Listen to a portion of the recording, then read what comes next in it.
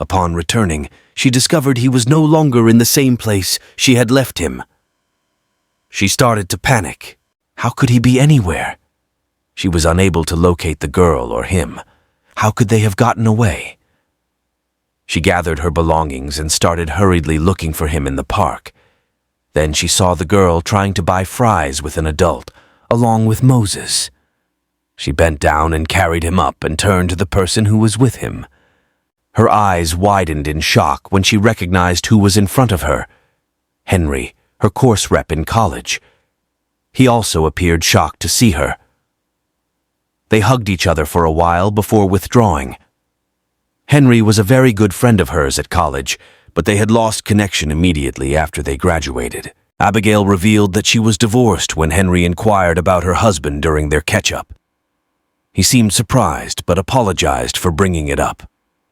She told him not to, sporting a smile. Since then, she had moved on and was content with her new existence. Henry greeted her with his daughter Fisayo and was pleased for her. Henry told Abigail that he had lost his wife during childbirth, which devastated her heart even if she was thrilled. She offered her condolences, but he laughed and assured her that he had moved on too. They laughed and began to catch up. As they were talking, Henry asked Abigail if she still painted. Since she and Tunde started courting, Abigail had given up painting since he never offered his support. At school, however, her pieces were adored by all, and Henry, among her pals, was proud of her. The news that she had given up painting upset Henry. She was really talented, so he started encouraging her to get her tools again. The fortunate encounter greatly benefited Abigail. She didn't realize how much Henry's encouragement had helped until she picked up her paintbrush and got to work. She majorly painted pictures of Moses or of herself with him. Many times she would show Henry her works and he would be quite elated, which was so encouraging. This continued for a while, and soon the two began forming a strong bond. Months passed on, and Henry began developing feelings for Abigail. Knowing that she had separated a year prior, he was hesitant to tell her, but he chose to give it a shot because he thought she had moved on, as she had said. He asked that their relationship be developed after telling her about his feelings for her. Despite her healing, Abigail wasn't prepared to fall in love again. She sealed her heart to love out of dread of giving herself away to someone and ending up broken by an unanticipated obstacle. She begged Henry to stay friends, telling him how much she valued their connection. Despite knowing, Henry continued to look after her. Henry and Abigail stayed friends even after 4 years. Abigail knew her heart was already melting towards Henry, but kept denying she felt anything more than platonic. An art competition came up, and Henry advised Abigail to participate. The winner was to be rewarded with a few thousand and would be made a member of the Newman Artistic Fellowship, a top fellowship of great artists in the country. Abigail refused bluntly, but Henry did not give up. He persisted in encouraging her to give it a shot, saying that regardless of the result, he would always be proud of her. At last, Abigail gave in and grudgingly took part. Thankfully, she made it into the following round of top 10 candidates to be considered for the semi-finals. That's when Abigail's curiosity about the competition began to grow. She gave it her all, even though it was difficult. Henry made the decision to take care of Moses when it became too much, allowing her the space she required. She fought determined to win, and that's exactly what happened, with support from the forum and particularly from Henry. Abigail's heart swelled with joy as she was announced and celebrated as the winner of the competition. She held Henry while tears of thankfulness streamed down her cheeks. Right now, he was the friend she most needed.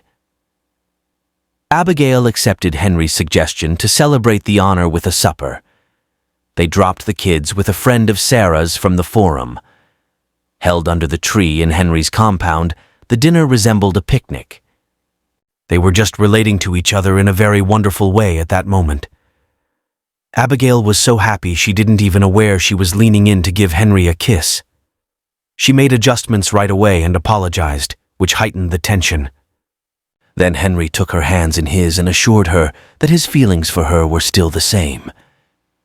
He asked her if it was still not clear enough how much he really loved her. Abigail broke into tears. I like you too, Henry, but I'm scared. Please promise me you will be with me no matter what.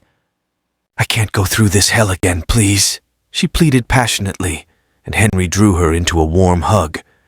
He started telling her that he would always be by her side, regardless of the weather. Then he pulled her away from his chest and put his mouth to hers, and they kissed deeply. After 2 years of dating, Henry asked Abigail to marry him.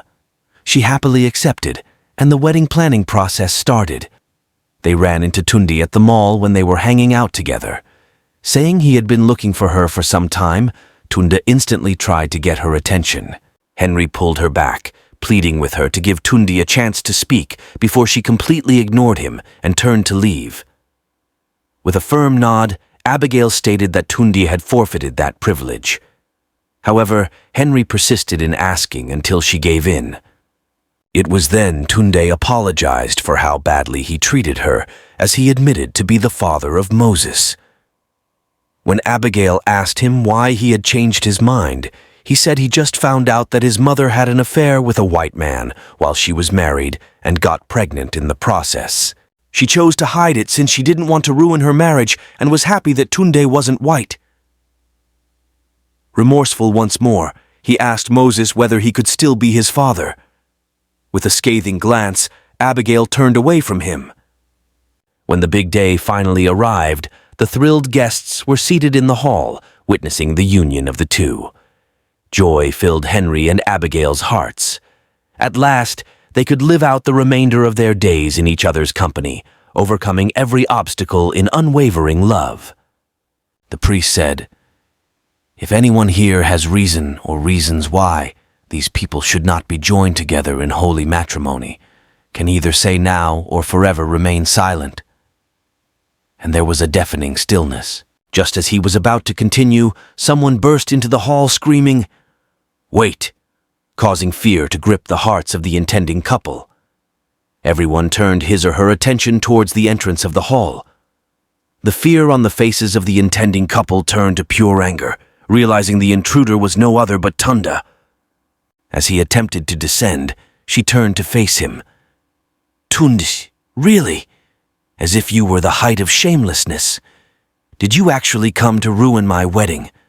Are you destined to never witness my happiness?" Angrily, said Abigail. Then Tunde begged her to change her mind and let him be Moses' father. Moses was called to rise by Abigail. The guests continued to observe, curious about what was happening. When she asked Moses to gesture to his father, he joyfully rushed to embrace Henry and called out to him, "Papa." Henry smiled mischievously, while Tunda's expression was filled with rage. Subsequently, Abigail gave the guards orders to bundle Tunde and ensure that she never saw him again. When he was gone, Abigail smiled at her son, telling him to return back to his seat. She then instructed the priest to proceed with the vows, and they both made a lifelong commitment to one another in front of God and the witnesses. The delighted guests applauded. What are your thoughts on Abigail's and her kids' ultimate choice? Please feel free to leave a remark with your thoughts.